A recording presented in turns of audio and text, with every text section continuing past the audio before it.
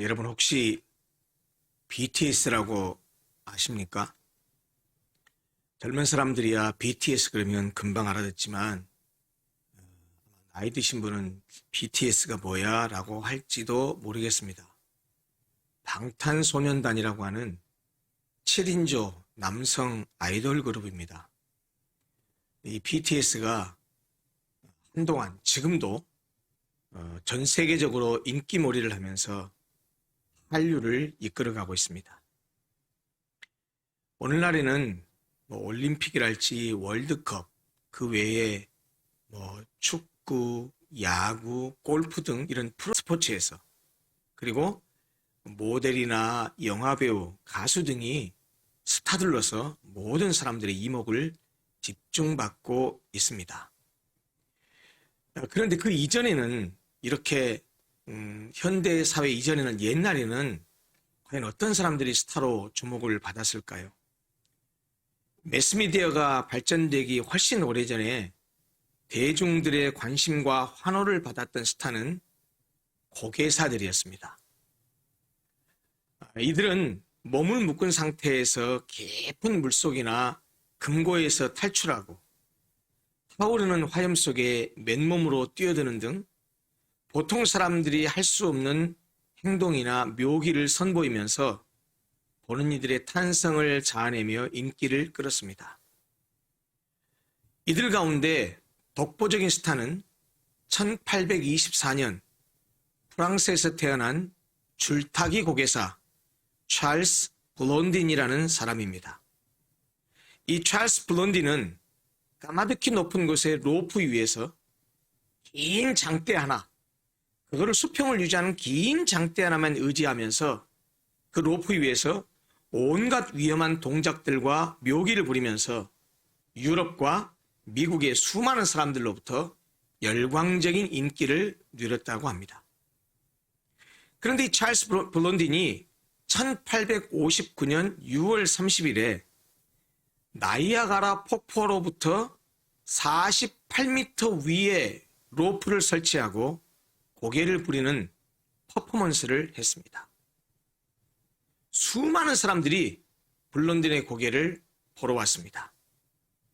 사람들은 블론딘이 약 40파운드, 그러니까 18kg 정도의 장대로 균형을 잡으면서 나이아가라 폭포를 건너는 것을 숨죽여 보았습니다. 나이아가라 폭포를 가서 보신 분은 아시겠지만 저 나이아가라 폭포 위로 저런 로프를 하나 놓고 긴 장대 하나를 의지해서 저기를 좀 걷는다고 상상을 해보십시오.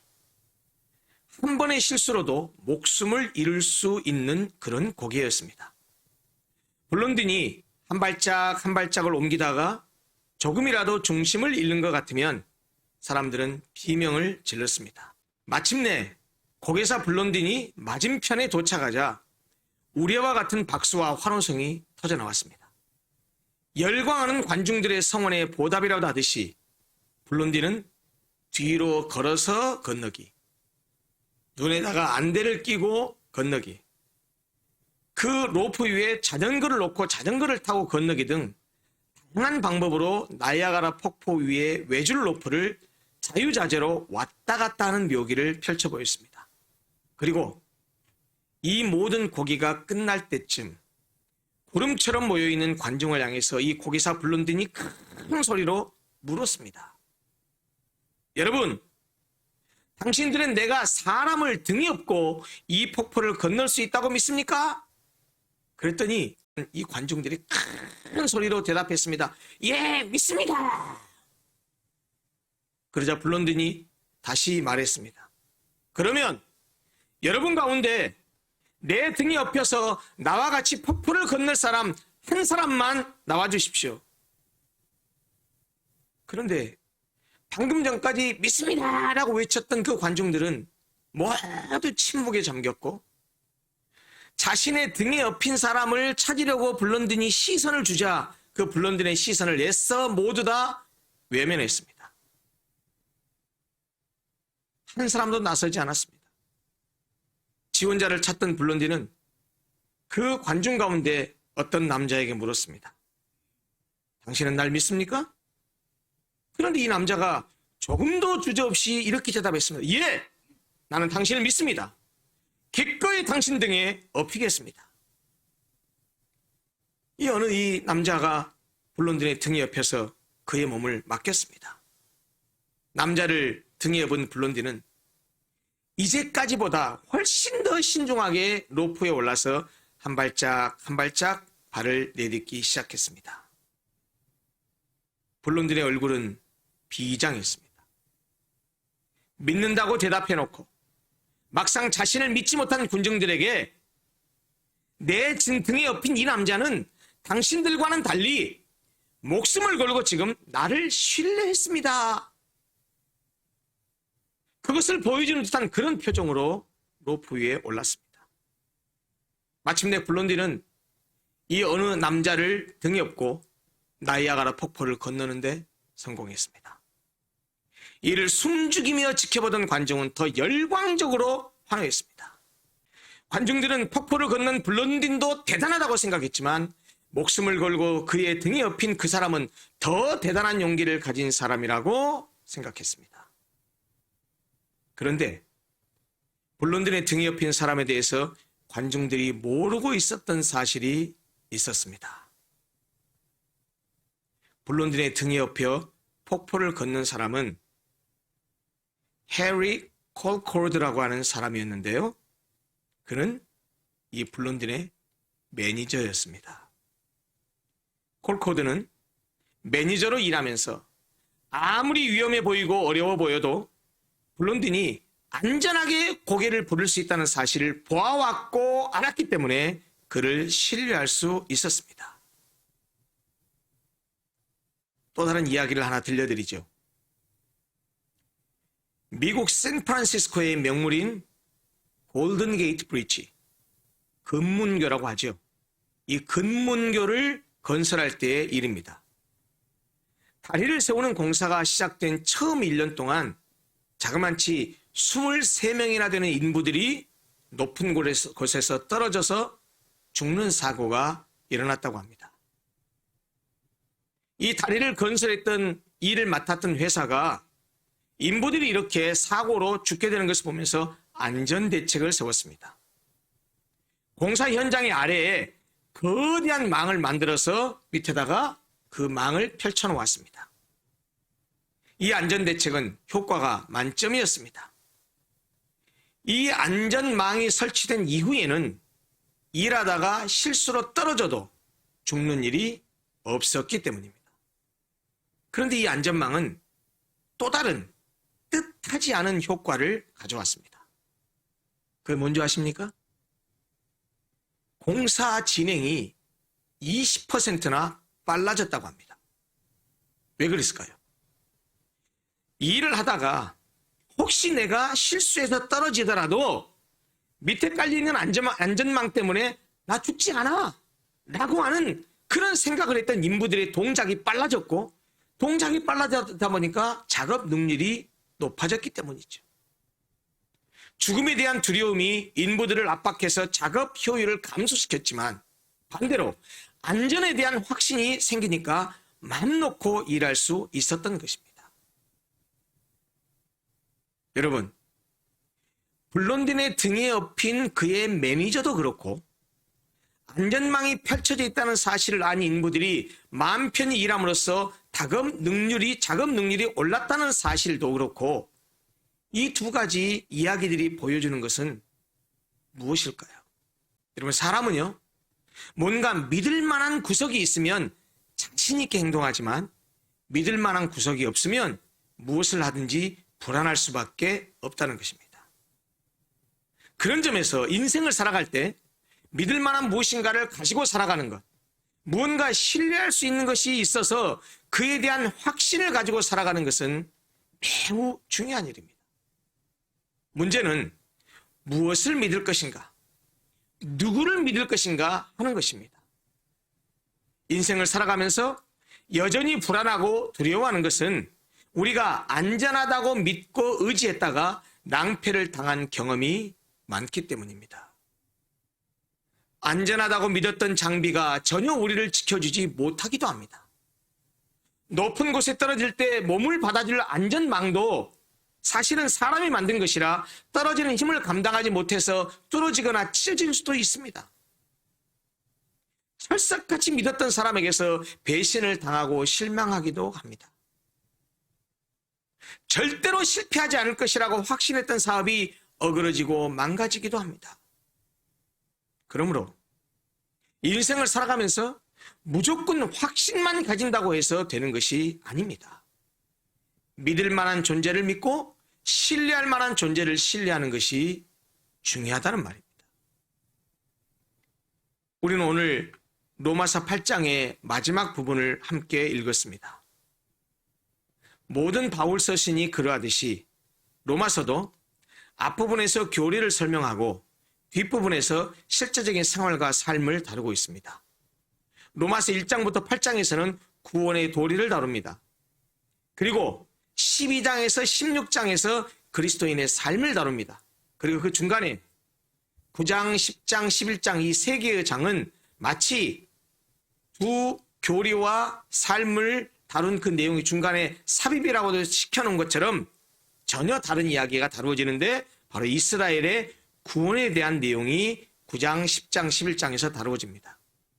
오늘 우리가 읽은 본문은 8장의 마지막 부분인데 이 로마서 8장은 1장부터 8장까지 논의된 교리적 내용의 결론에 해당합니다.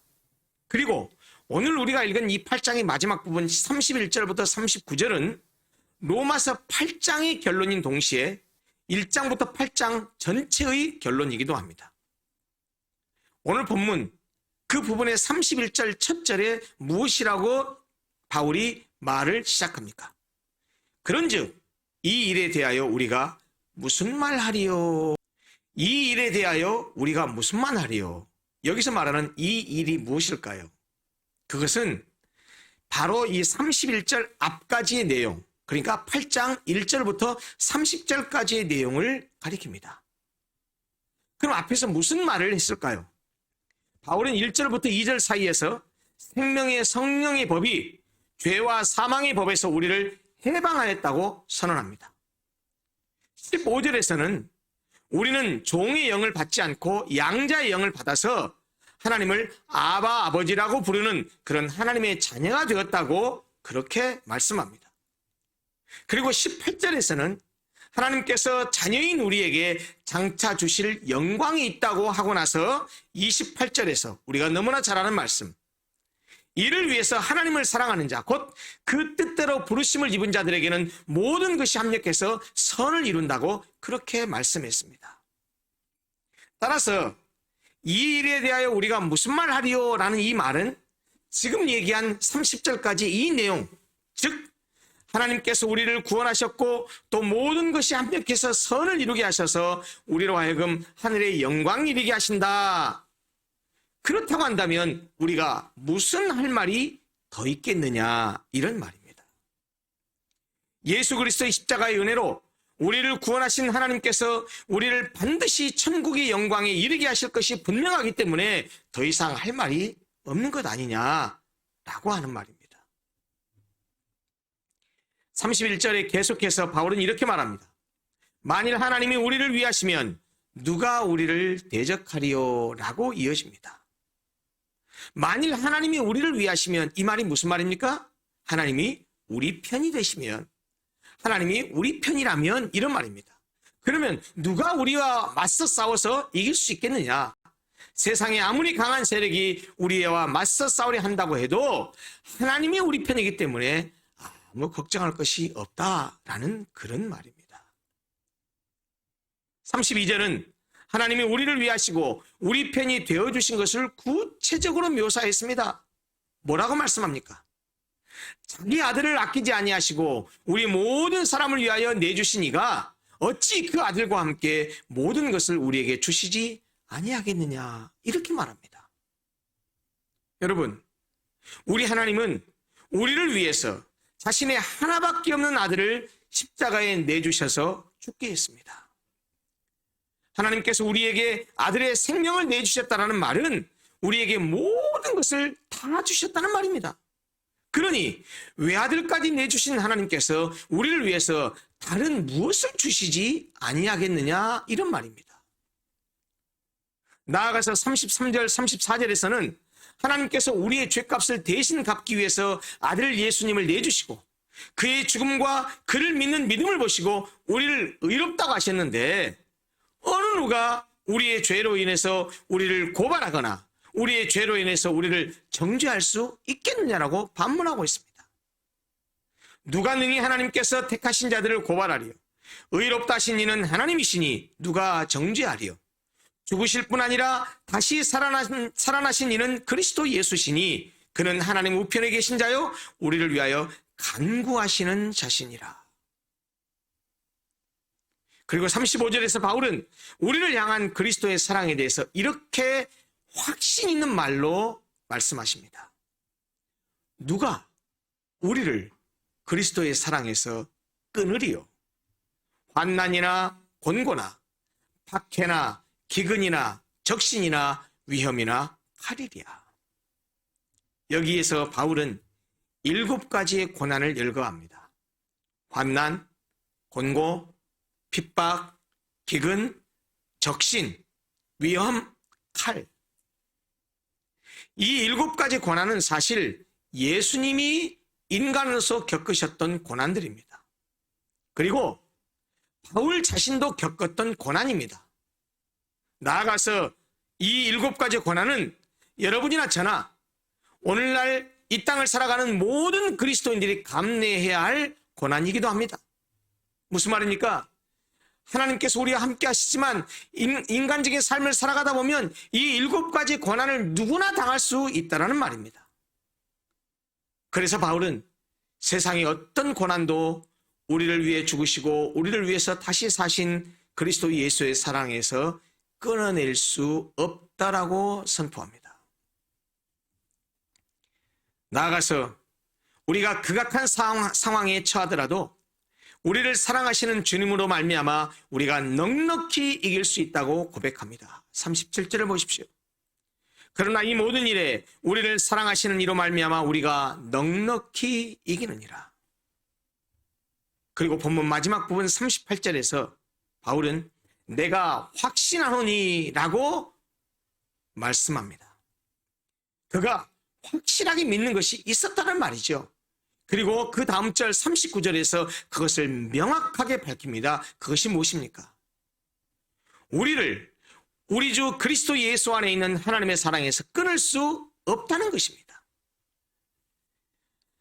바울이 마지막에 말씀하고 있는 이 선언, 이 고백, 이 확신이 바로 우리가 눈앞의 현실이 어렵고 힘들어도 낙심하지 말고 확실히 붙들고 신뢰해야 될 믿음입니다. 아무리 힘들고 어려워도 그리스도 예수를 통해서 베푸신 나를 향한 하나님의 사랑에 대한 확신을 가져야 한다는 말입니다. 극악한 상황 가운데서도 힘들고 어려운 나의 모든 현실을 맡기고 하나님에게 내 모든 것을 던질 수 있어야 한다는 말입니다. 아까 말한 이 블론딘의 매니저처럼 그 위험천만한 나이아가라 폭포 위에 외줄 로프를 탈 때 그 블론딘을 의지하고 믿고 그의 등에 업힐 줄 알아야 한다는 말입니다. 아시다시피 저는 아들이 없습니다. 딸만 셋인데 둘째 진솔이, 셋째 은솔이를 키울 때는 그래도 좀 나았던 것 같아요.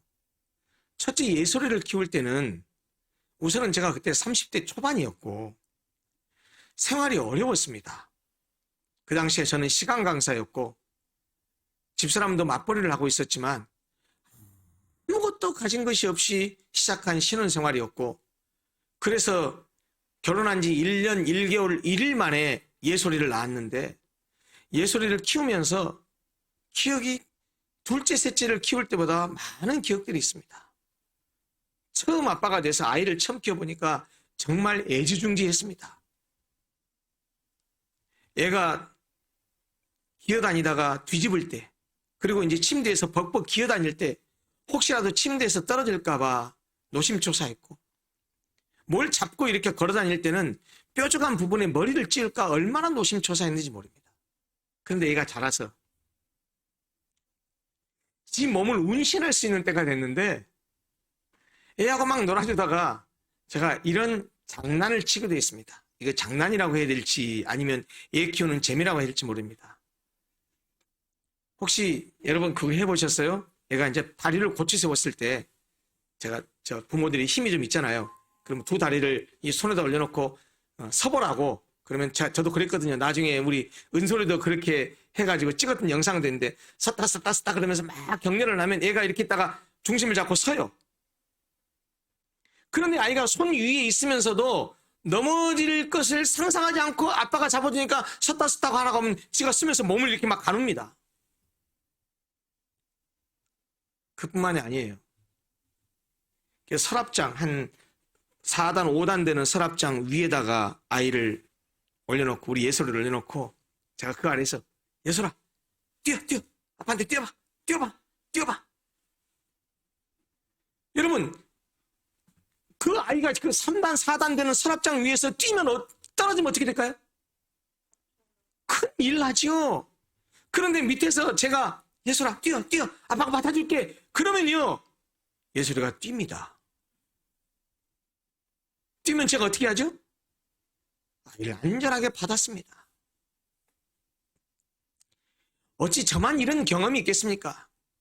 여러분도 아이를 키우면서 이런 경험이 종류는 다르더라도 자녀들이 부모를 전폭적으로 신뢰하고 몸을 던지는 이런 경험들이 다 있었을 것입니다. 여러분 왜 그 철모르는 아이가 그렇게 행동하죠? 한 가지밖에 없습니다. 아빠를, 엄마를 믿기 때문입니다. 하나님을 아버지라고 고백하는 우리에게도 바로 이런 어린아이와 같은 믿음과 신뢰가 있어야 한다는 말입니다. 만일 하나님이 우리를 위하시면 누가 우리를 대적하리요라고 자신 있게 말했던 이 바울의 확신이 우리의 확신이 되어야 합니다. 사망이나 생명이나 천사들이나 권세자들이나 현재 일이나 장래일이나 능력이나 높음이나 깊음이나 다른 어떤 피조물이라도 우리를 우리 주 그리스도 예수 안에 있는 하나님의 사랑에서 끊을 수 없으리라는 이 바울의 고백이 우리의 고백이 되어야 한다는 말입니다. 나이아가라 폭포 위의 고개사 블론딘에 관한 이야기를 제가 했었습니다.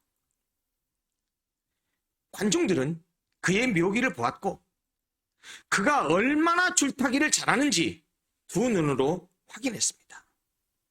그리고 제가 사람을 등에 업고 여기를 건너갈 수 있다고 믿습니까? 그랬더니 예 믿습니다 라고 소리쳤습니다. 하지만 실제로 블론딘이 그러면 여러분들 가운데 한 사람만 제 등에 엎혀주십시오 라고 얘기했을 때 한 사람도 나서지 않았습니다. 어느 누구도 그 블론딘의 등에 엎여서 나이아가라 폭포를 그 위험천만한 나이아가라 폭포를 건너려 하지 않았습니다. 근데 한 사람은 등에 엎였습니다. 기꺼이 엎였습니다. 그의 매니저였다고 했죠. 왜 그가 블론딘의 등에 엎일 수 있었을까요? 한치 있을 수만 있어도 나이아가라 폭포의 제물이 될 수 있는 그런 상황인데 목숨을 잃을 상황인데 어떻게 그렇게 자신 있게 등에 엎을 수 있었을까요? 매니저 일을 하면서 봤거든요. 블론딘의 능력을 믿었거든요. 그런데 블론딘을 등에 업을 때 블론딘이 그의 매니저를 등에 업을 때 귓속말로 한 말이 있습니다. 여보게 친구, 내가 자네를 등에 업고 이 외줄 로프를 건너갈 때 혹여라도 내가 실수를 해서 중심을 잃어서 뒤뚱거릴 때 절대로 자네는 내 등 위에서 자네가 중심을 잡으려고 하지 말게나. 만약 자네가 중심을 잡으려고 하게 되면 더 위험해지네. 그저 내 등에 엎혀 있기만 하게나.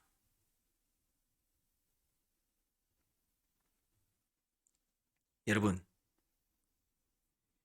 신뢰와 믿음의 본질은 말이 아니라 행동에 있습니다. 상대방을 믿는다고 이야기하는 것과 상대방을 믿고 구체적인 행동을 취하는 것은 근본적으로 다른 것입니다. 믿음도 마찬가지입니다.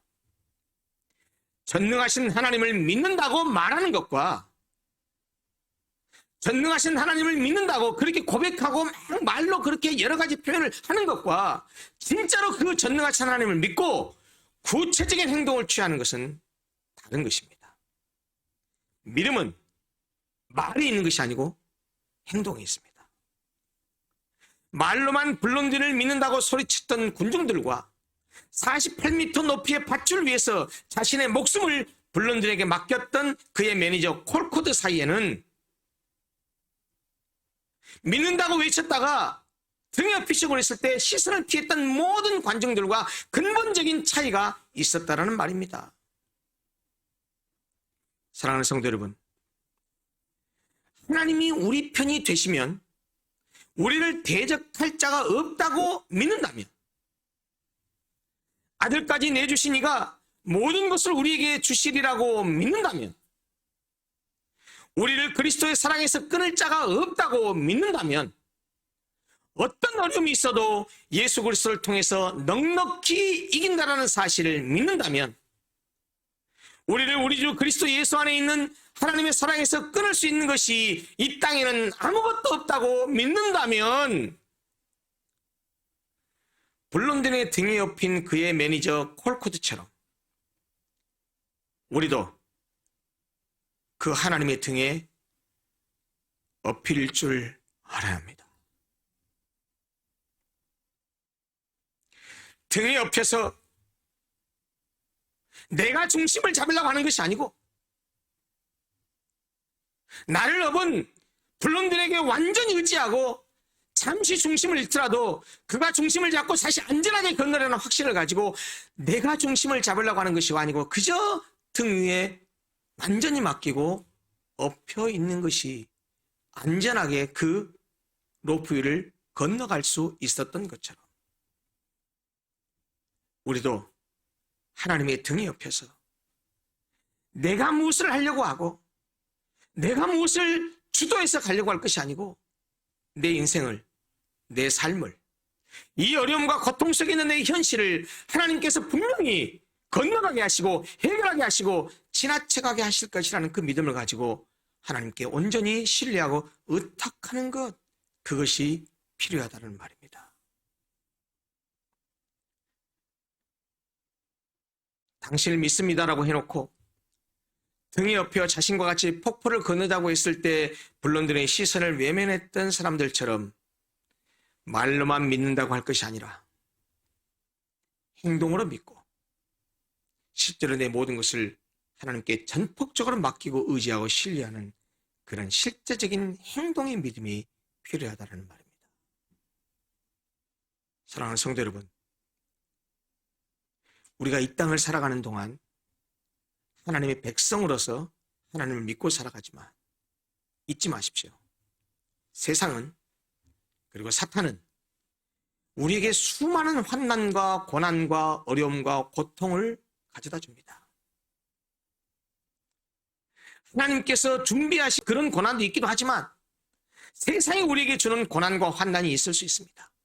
사탄이 우리에게 주는 것이 있을 수도 있습니다. 그런데 세상이나 사탄은 그런 환난과 고난을 우리에게 주는 이유가 무엇이냐? 우리로 하여금 하나님의 사랑을 의심하게 합니다. 하나님 왜 이렇게 나를 힘들게 하지? 하나님 나를 사랑하신다고 하시면서 왜 나를 이 어려움 속에서 벗어나지 않게 하시지? 그렇게 하나님의 사랑을 의심하게 합니다. 그리고 하나님의 사랑에서 끊어지게 하려고 합니다. 그래서 환난과 고난과 어려움을 주면서 우리를 수시로 공격한다는 말입니다. 그럴 때 분명하게 기억하고 확신 있게 고백하십시오. 세상의 어떤 것도, 나에게 닥친 어떤 문제와 상황도 나를 향한 하나님의 사랑에서 끊을 수 없다는 사실을 믿고 그렇게 고백하십시오.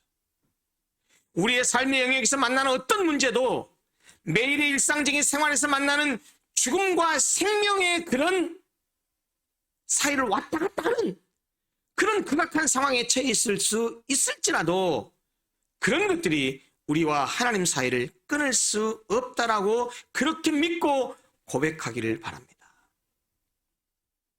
나를 향한 하나님의 사랑은 그 어떤 것으로도 끊을 수 없습니다. 어떤 일이 있어도 나를 향한 하나님의 사랑은 절대로 끊어지지 않습니다. 하나님은 한 번 택하신 사람을 중간에 버리는 일이 결코 없습니다. 우리를 사랑하시되 끝까지 사랑하십니다. 하나님의 사랑은 끊어지지 않고 누가 끊을 수도 없는 사랑입니다. 바울의 확신과 그의 신앙 고백, 오늘 본문을 통해서 우리에게 주신 바울의 확신과 그의 신앙 고백이 저와 여러분들의 우리의 확신과 우리의 신앙 고백이 됐으면 좋겠습니다. 마지막 절입니다. 내가 확신하노니 사망이나 생명이나 천사들이나 권세자들이나 현재일이나 장래일이나 능력이나 높음이나 깊음이나 다른 아무 피조물이라도 우리를 우리 주 그리스도 예수 안에 있는 하나님의 사랑에서 끊을 수 없으리라. 아멘. 이 신앙 고백으로, 이 확신으로 어렵고 힘든 이 시기를 잘 견뎌내가고 잘 이겨내나가는 사랑하는 모든 성도들이 되시기를 간절히 소원합니다. 기도하겠습니다.